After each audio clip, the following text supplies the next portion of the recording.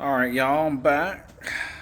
I know it's been a minute, but I had to make this video because I know a lot of people have experienced this with the Q50 of, getting hot air or cold air being stuck in one area on the HVAC system. Particularly the driver side, that's the common one everybody gets where, it'll get stuck on hot or cold. There's like a little servo little thing that turns the little doors that handle the air mix, and that usually goes out.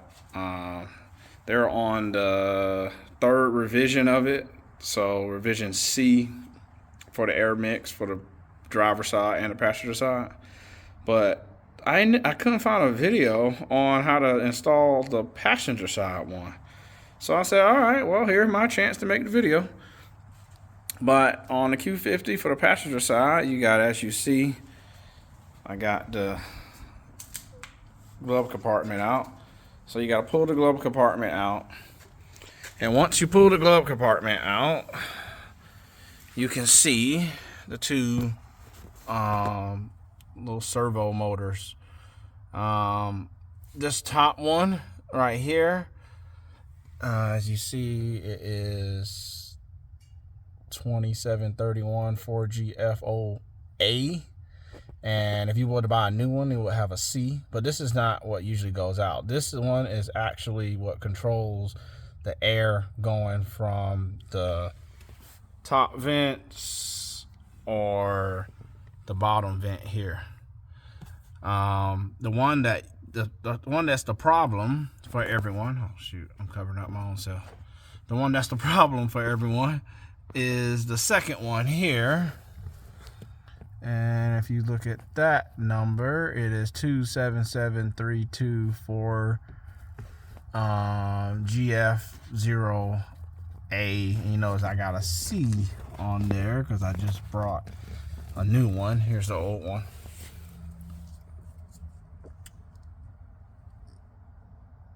There we go.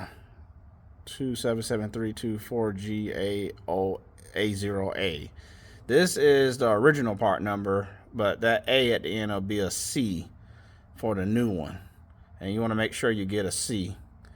But it's a little, in order to get to change that one back there, you have to take out this one first. This one is easy to take out. It's just 8s.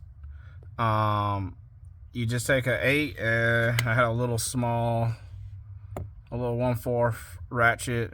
It's an 8, but 9, 5/16, 8, same thing.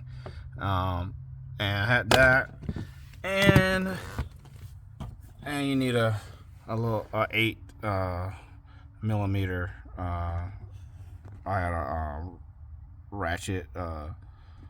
Just one, turns. But anyway, got an 2 8s to get that off. But once you get that off, it's a little bit of a pain. So it's easy to get the bottom. Then these are Phillips heads on the actual air mix. So this is the one that's on low and to the back is the air mix. It's the thing that's usually going out. And then this is just controls the air from the top or the bottom. But on the actual air mix, it is Phillips head screws, as you can see. So I had to use a little stubby to get to this one right here. As you can see, I can get it there. But there's another screw on the other side that it's another screw that is I left it off because I was like, I ain't finna get to it again. I had to take one of these and stick it on there, and then take my needle nose pliers like this. I don't know if I'm in the camera. My needle nose pliers and turn it to get in there, because there's not enough room to get anything in there without having to take out the dang blower. So this is how I got it out. Somebody else might have something else but better, but this is what I did. It took it about, I don't know, about 8 or so turns to get it out of there. Then I could pull it out with my fingers. But that's what I did, and it just pops right out. Once you take it out, you should, this little arm here, make sure you rotate it up and down manually, just to make sure it's not stuck or something, so that you clear whatever got it stuck, if it is stuck. So sometimes they just stuck and it's not actually the servo. But on mine, you could actually, when I turned on the car and started changing the temperature and stuff, you could actually see mine's like, you know, was kind of going like this as it was turning. And so you can see that my servo was just going out. But on you, I mean, I would just replace it anyway if you go on it. But you could take this all off and just rotate the arm on it and unstuck it and then put it back on, and you may not have to change it, assuming your servo works. And it's just that for some reason the door got, the blend door got stuck. But if you got a revision A, I would just go ahead and replace it. It cost me, that one was like $94, so let's say about $100 off of eBay. The one for the driver's side, since it's more plentiful, and that's the one that more people are replacing, I think it only cost me like $50 to find a genuine Nissan one. But the passenger side, since it's not as common, you're gonna probably pay a little more.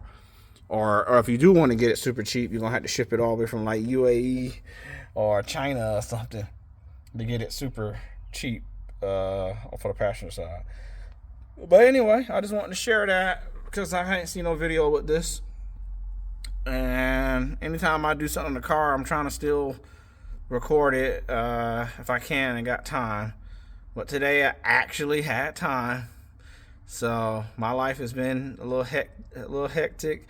I probably should do a whole video on that, but I don't know. Y'all let me know if y'all want to hear about the craziness of my life. Maybe I'll talk about it. But anyway, for y'all that still, you know, subscribe, here's a little Easter egg video for you, and hopefully it helps some people out. All right, later, y'all.